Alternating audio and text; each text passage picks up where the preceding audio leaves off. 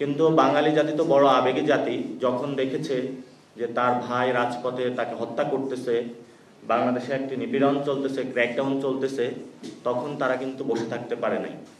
তো আমাদের সেখানে যারা সংযুক্ত আরব আমিরাতে অনেক ভাই আছেন যারা এই আন্দোলনে যোগ দিয়েছিলেন, কথা বলেছিলেন, ফেসবুকে কথা বলেছিলেন এবং তারা সামাজিক মাধ্যম, সোশ্যাল মিডিয়ার মাধ্যমে যোগাযোগের চেষ্টা করেছেন, বাংলাদেশের পক্ষে দাঁড়িয়েছেন।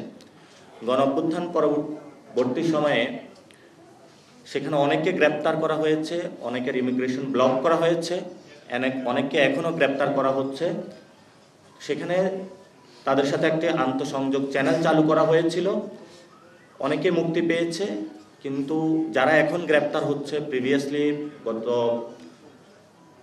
কয়েক মাস ধরে তাদের ফ্যামিলি কিন্তু তাদের কোনো সংযোগ পাচ্ছেন না, এবং একসাথে যাদেরকে গণঅভ্যুত্থানের পরে গ্রেপ্তার করা হয়েছিল এবং সময়ে গ্রেপ্তার করা হয়েছিল, তাদের মধ্যে একটা নির্দিষ্ট সংখ্যক তারা ছাড়তে রাজি হয়েছিল, বাকিদেরকে তারা এখনো ছাড়ে নাই।